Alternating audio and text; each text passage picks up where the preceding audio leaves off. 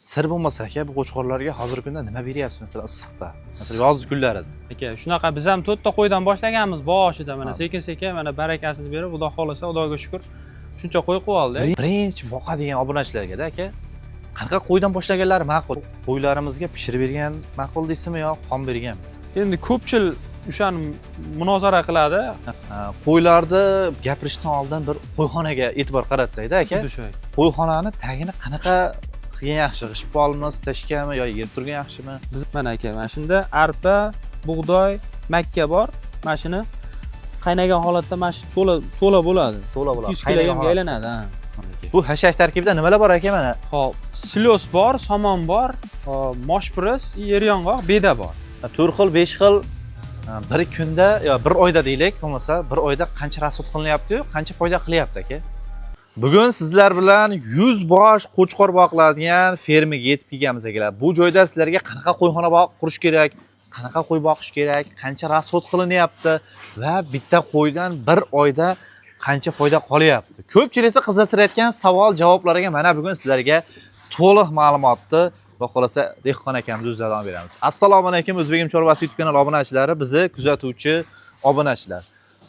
Obunachilar, xudo xolasa podpishkani ayamay turib, like tugmachasini qizartirib qo'yasizlar. Biz qo'ldan kelganicha mana shu qo'chqorlardagilar to'liq ma'lumotini yoritib berishga harakat qilamiz. Biz Namangan viloyati, Namangan tumani Tepaqo'rg'on qishlog'ida Farhodjon akamizning qo'y fermalariga kelib akalar, mana shunday qo'chqorlarni boqish ratsioni, ya'ni boqish haqida qisqacha video syomka tayyorlaganmiz. Podpishkani emasdan videoni oxirigacha ko'rib, yaqin birodaringizga ulashishni unutmaysizlar akalar.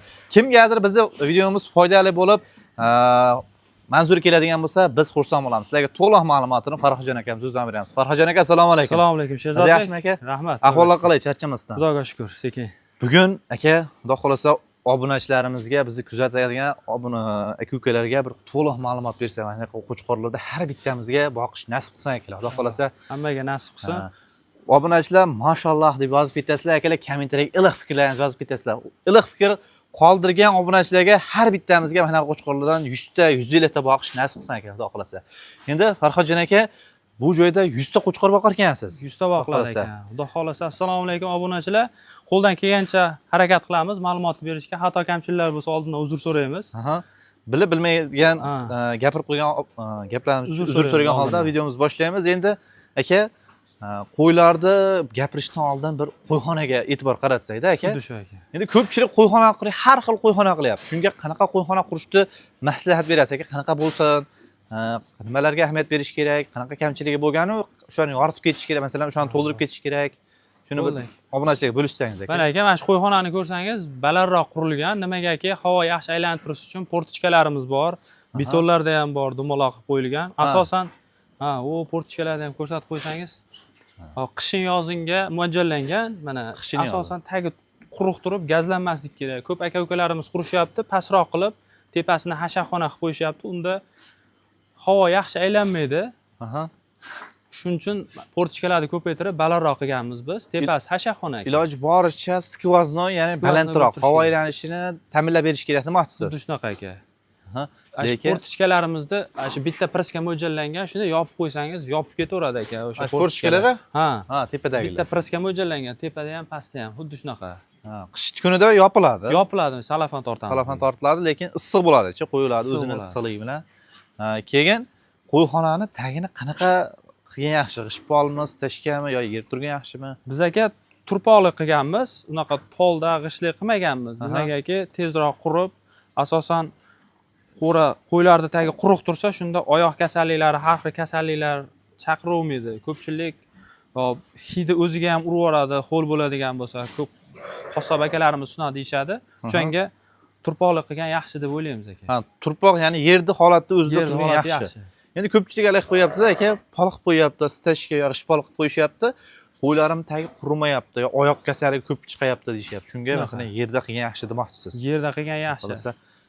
Keyin masalan qo'ylarimizni birinchi boqadigan obunachilarga-da aka, qanaqa qo'ydan boshlaganlari ma'qul? Ya'ni nechta qo'y boqsin, ya'ni imkoniyatga qarab, lekin qanaqa qo'y boqsin? Sog'liqmi, qo'chqormi? Endi aka, hammaga har xil, bizni ham tajribamizdan kelib chiqib, misol dadamiz boshlaganlar, biz ham shunga kelib boqyapmiz aka.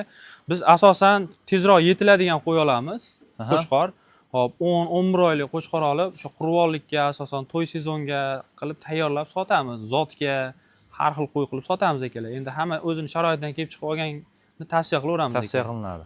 Endi birinchi boqadigan odam babi bu kishiga kasalliga boshqasi yo'q bo'ladi, bilasiz. Shunaqa aka. Endi shunda endi hamma ham bilib tug'ilmagan, sekin-sekin masalan otalarimizdan, tog'alardan, qo'y boqib turgan odamlardan maslahat so'rab, mana shunaqa videolarni ko'rib, hamma ham o'rganib sekin-sekin optini oshirib boradi. Shunaqa aka, biz ham sizni videoyingizdan yoki boshqa odam videosidan ko'rib sekin-sekin tajriba orttirib boryapmiz. O'shalarga rioya qilib, Yashaygan mashq holatga yetyapmiz akalar.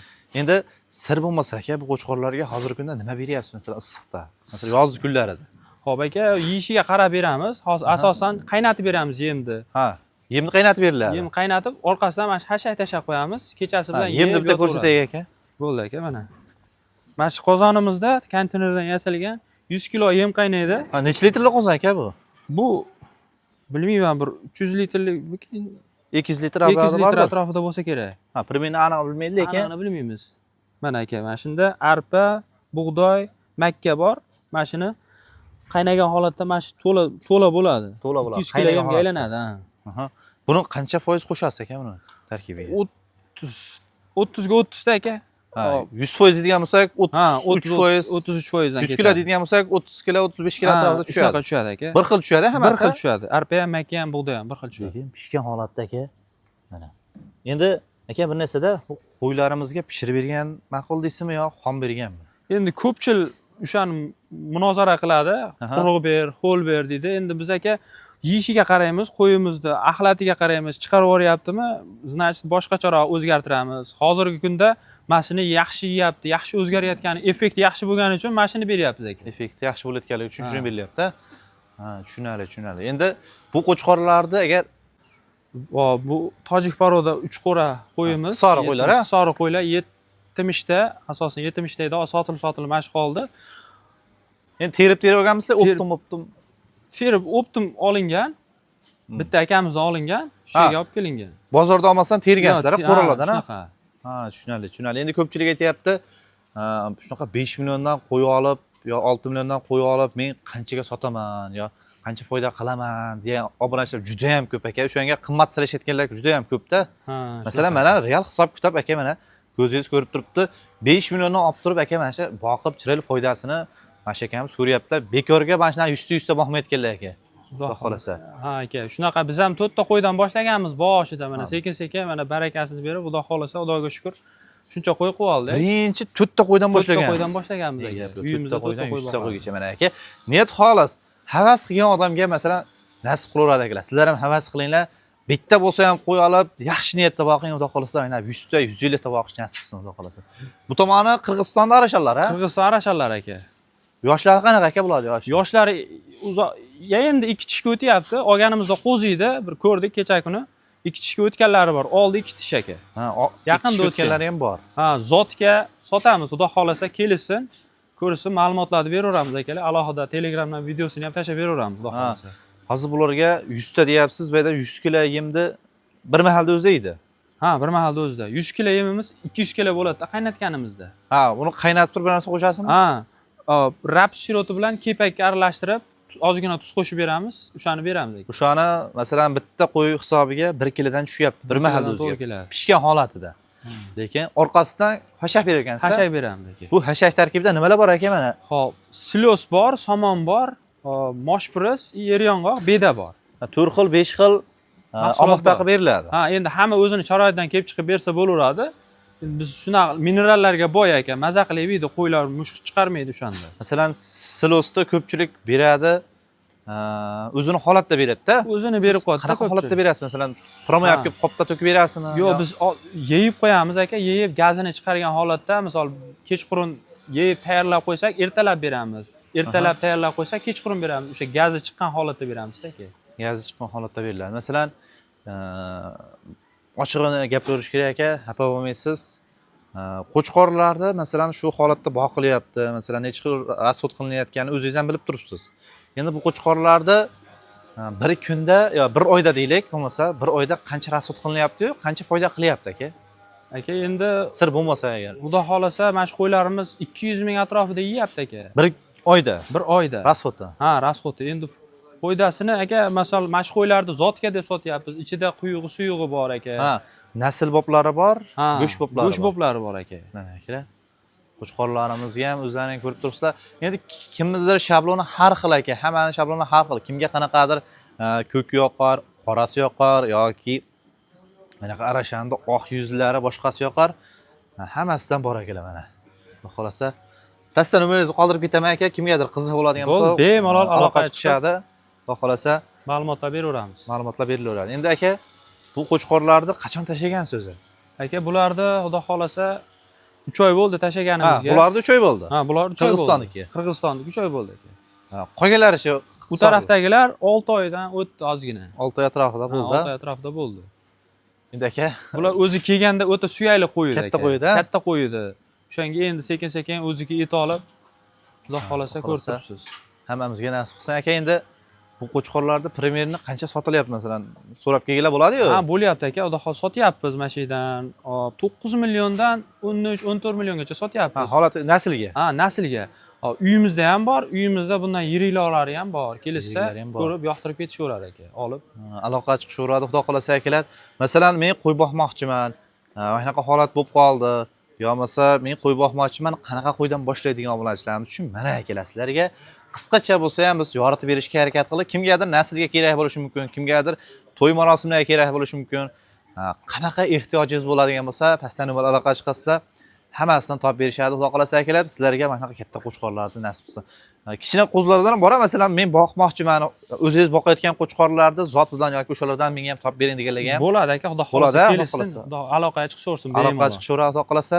Mana akalar, har bittamizga nasib qilsin. Xato kamchiliklarimiz bo'ladigan bo'lsa, akalar bilib bilmay gapirib qo'ygan gaplarimiz bo'ladigan bo'lsa, oldindan uzr so'ragan holda biz shu joyda syomkamizni yakunlaymiz aka. Qo'ldan kelgancha to'liq ma'lumotni berdik degan umiddaman, lekin kommentariyaga yozib ketishyapti. Masalan, nima haqida gap so'rashmoqchi bo'lgan bo'lsa, masalan, to'lmay qolgan bo'lsa, kommentariyada javobini berib ketaveramiz. Qo'ldan Izohlarda kelgancha. qoldiringlar, xudo xolasa javob berishga harakat qilamiz akalar. Like tugmachasini qizartirib qo'yishingizdan chiqmasin akalar. Barchangiz chorvangizga Xudo barakasini bersin. Biz shu yerda o'z syomkamizni yakunlaymiz. Sog' bo'linglar, salomat bo'linglar. Barchangiz chorvangizga Xudo barakasini bersin.